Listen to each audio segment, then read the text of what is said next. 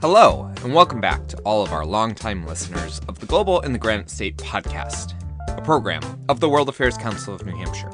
I am honored that you continue to listen to these insightful programs to better understand the world around you. If this is your first time listening, my name is Tim Horgan, and I am the Executive Director of the World Affairs Council of New Hampshire, as well as your host for this podcast. If you've never heard of the World Affairs Council of New Hampshire, never fear. We are a globally focused nonprofit centered in New Hampshire with a global reach.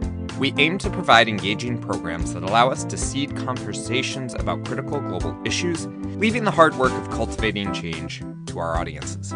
Without the amazing support of our members, donors, sponsors, and audiences, none of the work we do would matter for much. Speaking of sponsors, I do want to thank our longtime podcast sponsor, McLean Middleton, for their generous support to help keep these episodes coming. McLean Middleton is one of New England's premier full-service law firms with over 100 attorneys throughout offices in New Hampshire and Massachusetts. McLean Middleton's attorneys have been providing trusted legal services to businesses throughout the region for over 100 years. Learn more at mclean.com. Now, let's dive into who the Houthis are and what are their goals in the broader region.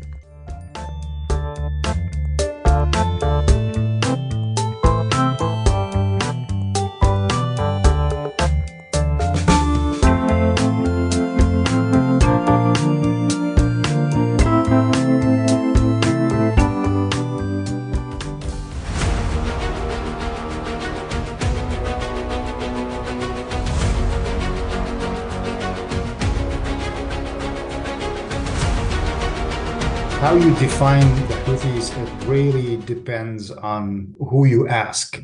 That's Sarhan Hamasaeed, Director of Middle East Programs at the United States Institute of Peace. He joined me to talk about the Houthi movement, to help better understand this group that has gained control over large parts of Yemen, held out against a stronger foe in Saudi Arabia, and has positioned itself as a disruptor on the international stage as they continue to fire missiles and drones into the Red Sea. Where do these people come from? How have they gained power, and what are their overall goals? Well, let's take a quick look back at an over more than 1,000-year history. The Houthis are part of the Shia sect of Islam in terms of their religious ideology. Within the Shia sect, they come from the what's called the Zaydis, and that dates back to the fifth Imam of the Shia, whose name was Zayd, and they are the descendants from the cousin and the Imam Ali, who followed the Prophet of Islam, Muhammad, in being the Islamic leader in Saudi Arabia, and what's now Saudi Arabia. Then the other dimension is the geography. They are hailing from the Sa'da province of Yemen in the north of the country. And the term Houthi, which is a more recent use to attribute to this group, there's a city called Houth that people derive their name from, and there's a family name that derive the name Al-Houthi from. So in reality, today, the group that much of the world recognizes and knows as the Houthi, they call themselves Ansarullah, which is the Arabic word for either the party of God, some people translate it, or the supporters of God. Avoiding trying to explain the differences between different belief structures within Islam, I will just remind our listeners that Shia Islam is the minority when it comes to the followers of this religion. The Zaydis are a minority of Shias. However, in Yemen, they make up about 34% of the population, as compared to Sunnis who comprise 65%. And Yemen is the only state in the world that Zaydis make up a majority of the Shia population. Interestingly enough, the Zaydis held power in all or parts of Yemen for the majority of the years between 1634 until 1967, punctuated by the Ottoman Empire taking major parts of the country from 1849 to 1918, and Great Britain also occupying the southern part of the country from 1839 to 1967. In 1962, the Zaydi imamate was overthrown by an Egyptian military-supported coup, and the Zaydis allied themselves with Saudi Arabia with secret support from Israel and Britain. But they were unable to restore their power. This is only one of the many interesting twists, turns, and flip-flops in our story, as 60 years later, the Houthis were calling for the destruction of Israel and in a major war with Saudi Arabia, which we'll get into later. If you are looking for a really interesting rabbit hole to dive down, look at the history of Yemen from 1918 onwards, as there's a lot of intrigue, including a scimitar-wielding king who overcame a force of 600 revolutionaries, first paying off 560 of them to go away, and consolidating his power. And this was only back in 1955. Oh, and I almost forgot, he led the counterattack while wearing a devil's mask to scare the revolutionary forces. How is this not a major motion picture yet? Anyway, that's a story for another day. All right, enough with that tangent. Back to the Houthis of today. Historically, they have been presenting themselves, at least some of them, trying to restore the rule of the Zaydis who ruled Yemen, or at least much of Yemen, until 1962. So therefore, they see it as their religious right and historic right to rule. But also in the period of time where the Zaydis were not ruling Yemen, they felt that a Sunni-led dominated government in Yemen was not granting their rights, and there was religious persecution, there was poverty in their areas, and there was violence. So it got to violence in 2004, as you mentioned. So in the 1990s, where mostly and more prominently the Houthis or the family of the Houthi come to prominence in political activism, non-violent at that time mostly.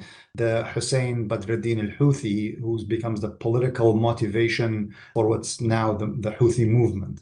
He gets killed in 2004, and that triggers several rounds of violent conflict between the Houthis and the Yemeni state under then President Ali Abdullah Saleh, what is known as the Sa'da Wars, in which the Houthis and others consider what the Yemeni government has done may have been a scorched earth policy. In yet another interesting turn of this mixed-up story, we have to understand the long-standing authoritarian leader of North Yemen starting in 1978, and then the first president of a unified Yemen starting in 1990, and the collapse of the Soviet Union. Despite his Zadi background, Ali Abdullah Saleh also enjoyed the support of Sunni Muslims in the country. A military man, he was elected to the presidency in the wake of yet another presidential assassination, but was initially viewed as a weak leader, with the CIA expecting his presidency to last about 6 months. Well, they only missed the mark by around 390 months. And for those of you who don't have a calculator handy, that would add up to a total of 33 years in power. It was not all roses and candy throughout those 33 years. But he was viewed as an adept leader who was able to manage the necessary relationships between tribal leaders through a mix of buying people off and crushing any dissent. He was an adept manager until he wasn't, and in the end he flipped one too many times, and the Houthis finally assassinated him. Ali Abdullah Saleh, who was killed at the hand of the Houthis, as you rightfully mentioned, ruled Yemen for about 3 decades, and so he, among a core group of leaders in the Middle East, were considered to be a factor of stability, the same way Saddam Hussein was seen as a factor of stability in the 1980s in Iraq, or Muammar Gaddafi in Libya. He used force to provide stability inside Yemen, as he did in fighting with the Houthis, but also Ali Abdullah Saleh is quoted where he's calling himself he who dances on the heads of snakes. Basically, he called the tribal leaders and the political actors are the snakes, that he was always in a state of dancing and aligning with this group versus this other group to stay in power and suppress and deal with political alliances. So comes 2011, the wave of the so-called Arab Springs, public protests in a number of countries in the Middle East and North Africa region that led to the overthrow of governments or civil wars, depending on the country that you're looking at. In the case of Yemen, Ali Abdullah Saleh stepped down as a result of public pressure, but also the Gulf Cooperation Council that Saudi Arabia and the other countries basically wanted stability in their region, and they negotiated an agreement for Saleh to step down, and he did. And then a journey started for a national dialogue to basically develop a vision for the new Yemen. Dance on the heads of snakes for long enough, and you are bound to be bitten. However, while he was in power, he did seem to do well for himself, with the United Nations estimating that he embezzled anywhere from $32 to $60 billion from state coffers over the years. But let's back up to a time before he was assassinated by his one-time allies, or were they his foes, or all of the above? Anyway, so in 1990, Saleh becomes the leader of a unified Yemen and is dancing his way through various uprisings and challenges to his power. This is where the official Houthi movement gets its start, as it would be a mischaracterization to equate al-Zadis as Houthis. In the 1990s, an activist and member of parliament, Hussein Badr al-Din al-Houthi, began a Zadi revival, blaming the challenges of his community on the Saleh government and foreign influence, particularly that of Saudi Arabia. This led to a crackdown and the assassination of al-Houthi in September of 2004 by government forces. This crystallized the movement in opposition to the central government, which really came to a head in 2012 in the wake of the Arab Spring protests. Saleh gave into the protests in 2012, handing power to his vice president, Abd Rabbu Mansour Hadi, a Sunni Muslim, with the hope of charting a new path forward for Yemen. President Hadi came basically to power as a result of the political transition that emerged from the Arab Spring. But I think pretty much all actors expressed frustration with him because they considered him to be weak, ineffective, and gradually accusations of corruption and ineffectiveness mushroomed. First, when he was in Sana'a, he was surrounded, but when the Houthis took over the area, he managed to escape, and Saudi Arabia helped him to basically as part of the internationally recognized government of Yemen. But the point of criticism about him is that he actually spent most of his time in Saudi Arabia rather than inside Yemen. So being distant from the reality of Yemen did not give him the foundation to be able to lead effectively. And people seeing him remote and they seeing him as more of a Saudi, I don't want to use a bad term here, but they felt that he was controlled by Saudi Arabia.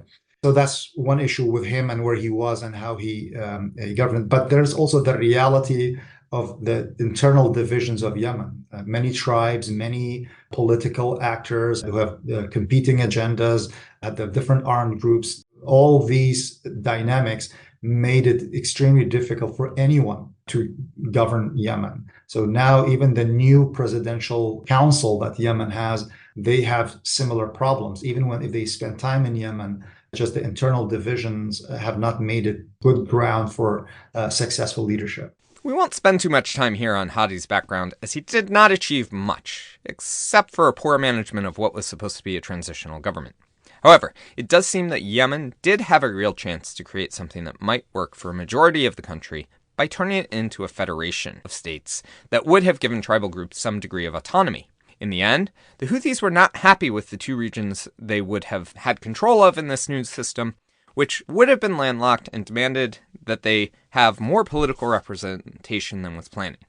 In light of this rejection, they resumed their fighting the government forces in 2014 and saw some stunning successes. I think there are two pieces to this. How did they get to take that much territory and rise to where they are today?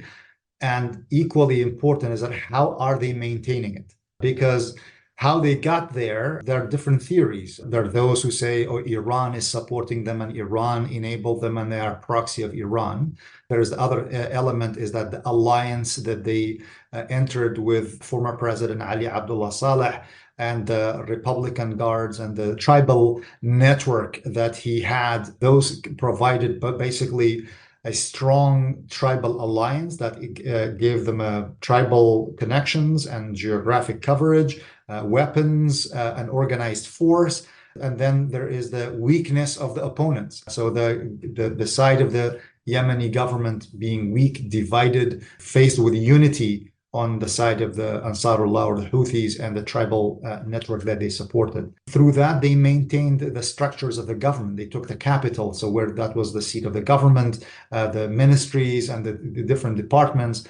Gradually over time, they have proven to maintain and manage their Yemeni network among the tribes more than their opponents did. And second, I think we should not discount the support that Iran provided in terms of weapons and advising and enablement.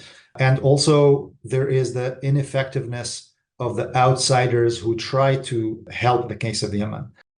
So, here lies yet another one of the major twists of this conflict, as the Houthis, who helped oust Saleh in the Arab Spring protests, then turned around and aligned with him again in their fight against Hadi's central government, giving them access to the well-funded and armed Republican Guard against the less well-funded army. With this coalition, they worked to take massive parts of the country and take on their big rival in Saudi Arabia, who, with the support of Western allies, sided with the internationally recognized government. So, the Houthis took part in the negotiations to create a new government in the wake of the Arab Spring protests. But they ultimately did not like the outcome of the national dialogue because they did not like the geographic structure that would have turned Yemen into a federation, which would have turned them probably more of a secondary actor than to their liking. It did not address their economic aspirations, political aspirations. So they used the weakness of the Yemeni state and they allied actually with Ali Abdullah Saleh. So the enemies of yesterday became allies of the day towards a political objective, which was the new direction of Yemen did not appeal to them. So they joined for different reasons.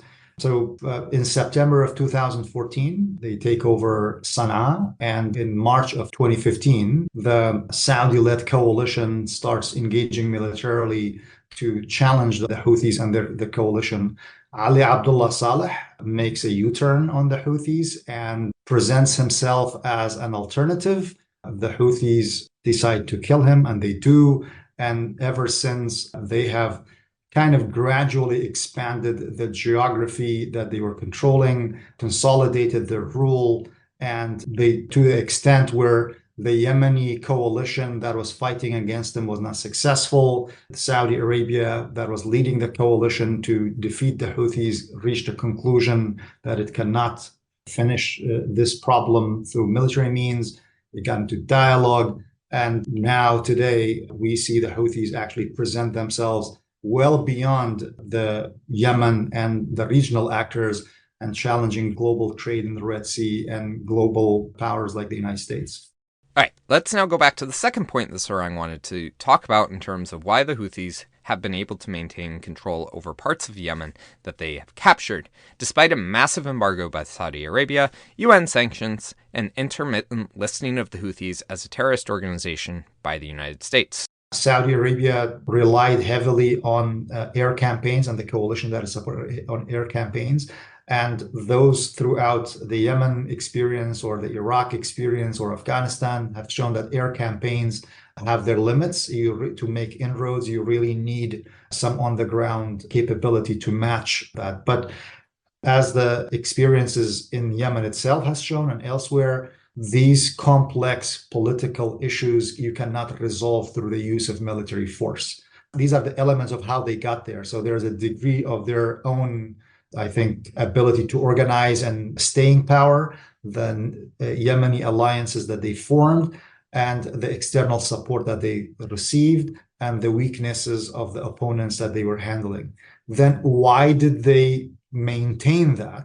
I think this is where it speaks to, again, Yemen is so complex. There are a lot of reasons. So one reason that speaking with Yemenis who know Yemen very well that they provide is that one is they are forming alliances with tribes and political actors who, should Yemen become divided, whether it's fragmenting or it's a federation, they may not have access to natural resources, access to the sea. So geopolitically, and in terms of resources, they may be disadvantaged. So they see themselves aligned and remaining interested to be aligned with the Houthi coalition.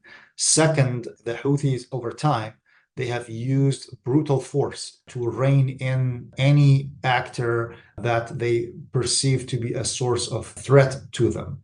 And third, the alternative areas under the control of the government, from the voice of the Yemenis, have not provided an alternative that will provide Houthi allies to say, you know what, let's change calculation. So there is a lack of alternative there. In addition, it is important to dive into the support that Iran has provided to this movement. As a member of the Axis of Resistance, Iran has tried to indicate a level of separation between the group, but many in the West believe that the Houthis are a proxy of Iran who simply do their bidding. The truth probably lands somewhere in between. As with many of these groups who are aligned with Iran, it seems that there is a financial and military support that Iran has provided to the Houthis, but the group maintains its agency in final decision-making. However, recently we have seen the Iraqi group Kataib Hezbollah, an Iranian-backed group, announce a pause in attacks against the U.S. after they were identified as the group that killed 3 U.S. service members in Jordan recently. It would be hard to believe that they took this decision on their own as they saw the errors of their own ways. But it seems a bit more likely that Iran reined them in after crossing the red line of killing U.S. service members. This indicates that Iran does have some, but not complete control over groups like this, which can give us insights into the likely relationship between Iran and the Houthis. Another area of convergence between Iran and the Houthis comes in the similarities of their stated objectives. The motto or slogan or guiding principles that the Houthis have stated since the 1990s is God is greatest, death to America, death to Israel, a curse on the Jews, and victory to Islam. We've heard similar themes from Iran over the years since the 1979 revolution in that country.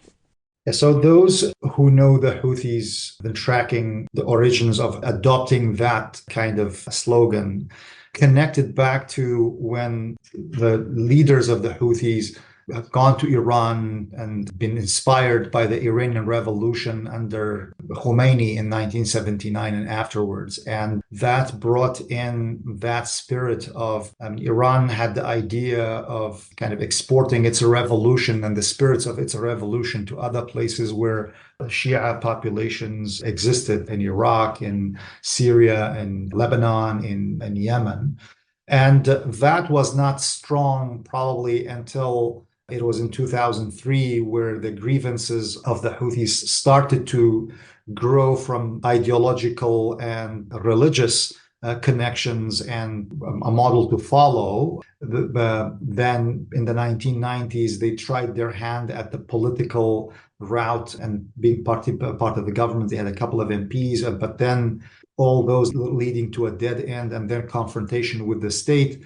You could connect it to where by 2003, where Iran had become more active beyond its borders, where there was the 2003 Iraq war that opened the door for Iran to be more engaged there and support different armed groups that continues to support and leverage today. So it is possible to attribute it to those two factors, a political dead end that gradually they saw Ali Abdullah Saleh supported by the countries of the region. They saw the dictators of the Middle East as being supported by the United States and other actors in the region. So then fast forward to recent years, they have gone even deeper post 2011 and mostly post 2015 into what Iran considers to be an axis of resistance, which basically, or محور المقاومة in Arabic, and now they have a new reference they have been using also for a while, وحدة الساحات, which is the unity of the different domains, kind of roughly translates. By that they reference to all the different groups that Iran has been supporting in Iraq, in Syria, obviously starting with Hezbollah in Lebanon, and now with the Houthis, all of them presenting themselves as Islamic resistance to the United States and what they consider an Israel and what they consider to be a Zionist agenda in the region. So now they are very much in that space, and they have used the Gaza war to continue to promote their image as such, and used the Gaza war to present to their domestic and regional and international audience as a war of Israel and America against Muslim brothers, Arab brothers. So therefore, they use that to even promote their agenda. There's a debate about, are they an outright Iranian proxy that they implement an Iranian agenda, or are they a partner that they do favors for each other, or the Houthis make their independent choices and use Iran when they want to? A quick sum up here. The Houthis are a group of people, mainly from the north of Yemen, who feel they have been disempowered by the political process from their historical role as the leaders of the country. They have played the political, military, and diplomatic chess game very successfully and have risen to power, cutting down rivals, assassinating those who turn on them, and leveraging regional power politics to their advantage. They have had an unofficial truce with Saudi Arabia for more than a year and seem to have consolidated their control over a majority of the country. In the end, they are not going anywhere soon. This brings us to the present day and why people are interested in understanding the Houthis. For the past several months, they have looked to disrupt shipping off their western coast as commercial ships try to enter the Red Sea and ultimately the Suez Canal. Now, they claim that they are only firing on ships connected to Israel, but the truth is that they're either lying or really bad at identifying and targeting ships, as many of these ships have not had any connection or a very tenuous relationship to Israel. Think one board member of the ship's owner has a cousin who lives in Israel. Not sure that the Houthis are really doing that much research prior to firing these drones and missiles. The Israeli response to the Hamas terrorist attack of October 7th is their stated reason for these missile attacks. But there does seem to be a bit more to it than that. So the Gaza war gave another opportunity to rise even beyond a regional role to a more global scene where it helps them and it helps the very slogans they stand for to take on a global power like the United States. So now they are beating that drum domestically to weaken their opponents and promote their popularity as they are standing up to even a bigger outside aggressor, the United States and the coalition that is supporting them. So the Gaza war may be an excuse that they are using and may have been a trigger, but the bigger objective is their rise as a powerful actor over Yemen and regionally and being engaged by bigger powers. That brings me to an interesting question, which is why would the Houthis, who have consolidated control over much of their country, have a standing ceasefire with Saudi Arabia and need to focus on the administration of the services needed by their population, risk taking on and invoking the wrath of the United States? I think I would take you back to when I started working on Yemen some years ago, as I was trying to learn about the group, and someone told me that this group, these people, the Houthis, are known to be patient and also being able to take pain. Since that conversation almost 9 years ago, I have seen an example of that. So, and if you look at their history, at least from the 1990s, where we started some of this conversation, we have seen a growth in their objectives. So there were those among them thinking that they need to go back to the Zaidi rule. There were those, probably for the most part, who were looking for improvement in their areas and in political inclusion in the 1990s. 2004 to 2010, probably among the most painful years where political inclusion didn't happen. They were on the receiving end of the firepower of the Yemeni army and with some support, and in some cases from Saudi Arabia. So post 2011, that was a opportunity to advance both political objectives, whether to be included or to get one step closer to ruling Yemen. Fast forward to 2014, when they decided that they would use force to prevent the outcome that would have boxed them from and prevent them from the bigger aspirations.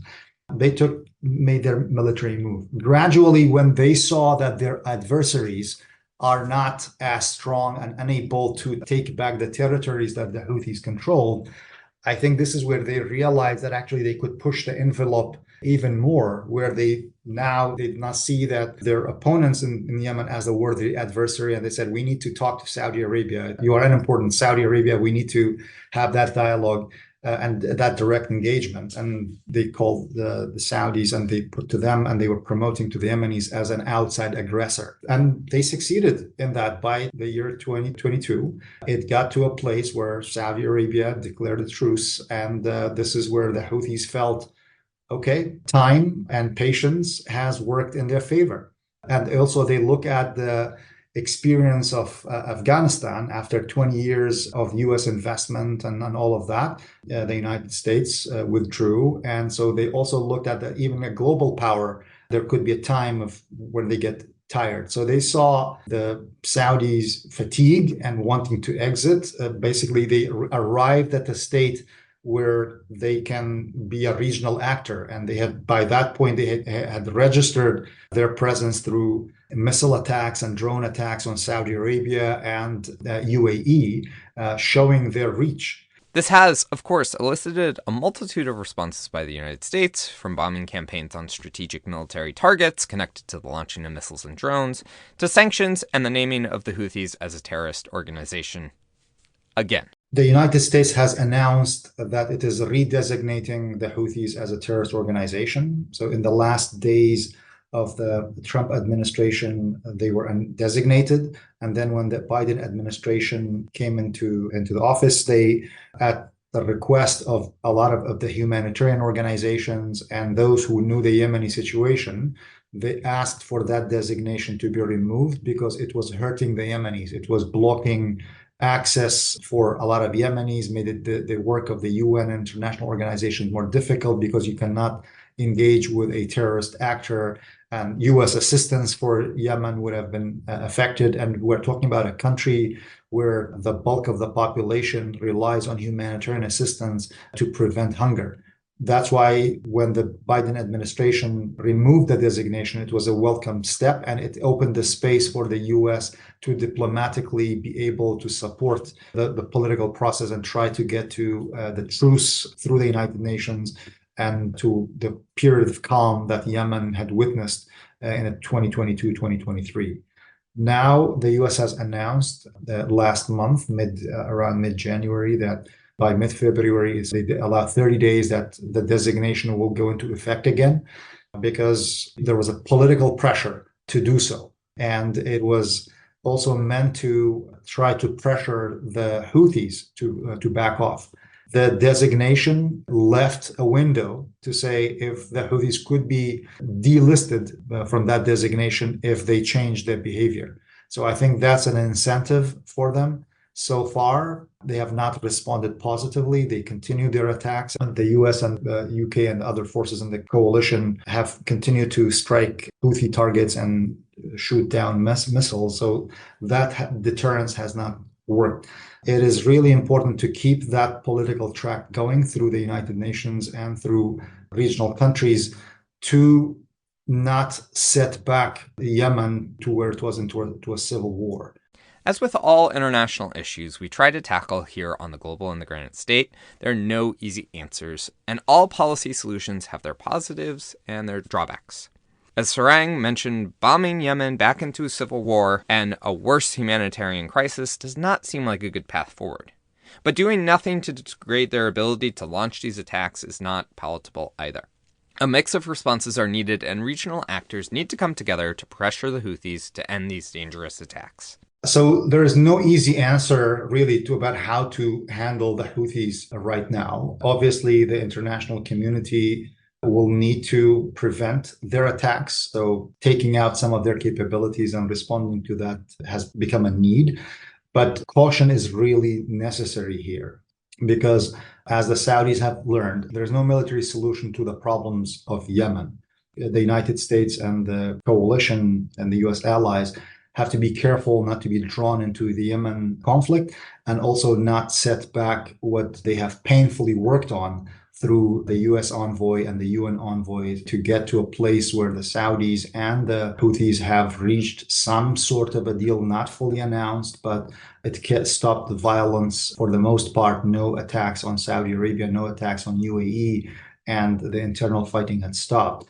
The Omanis have been an important interlocutor in the past years in engaging the Houthis and trying to reach some sort of deal and prevent further escalation. I think that could be continued. And key to that, the sooner the Gaza war winds down, the sooner that excuse can go away. And that will have benefits not only for Gaza, but also the escalations that we have seen in Lebanon and recently in Jordan, but also in Iraq as well. This discussion shows the ways in which our entire world is interconnected, and that the decisions that are within our control and those that are not do impact us. Rightfully so, the economic impact of what is going on in Israel and Gaza has not been a major focus of the responses to the war. Yes, lives and livelihoods of people involved in that war are the most important factor. but the ballooning costs of shipping will affect the global economy at a time of fragility. The lives of crew members on ships that have no relation to the conflict are now placed in danger by these missile attacks. The gains for peace within Yemen are now jeopardized. It is important to understand these connections as you consider how you are connected to the world, and I appreciate you taking the time to listen to this conversation and build your global knowledge. This is particularly important as hundreds of millions of people around the world will go to the polls this year and select their leaders. The World Affairs Council of New Hampshire wants people to think about the global implications of their choices and listen closely to what their leaders and candidates of choice are saying about the issues. Your choices matter, and making an informed decision is the most important way of making your voice heard.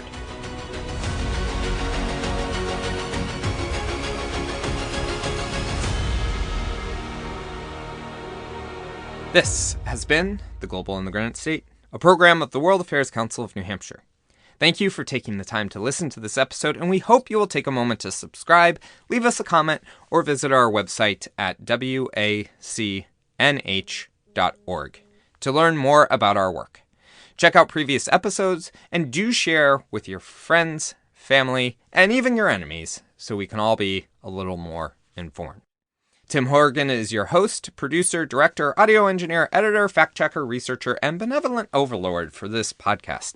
As always, our theme music is admin by A.A. Alto, and our interlude music is Fight by Hot Dope. Thanks again for listening, and we look forward to another interesting conversation next month.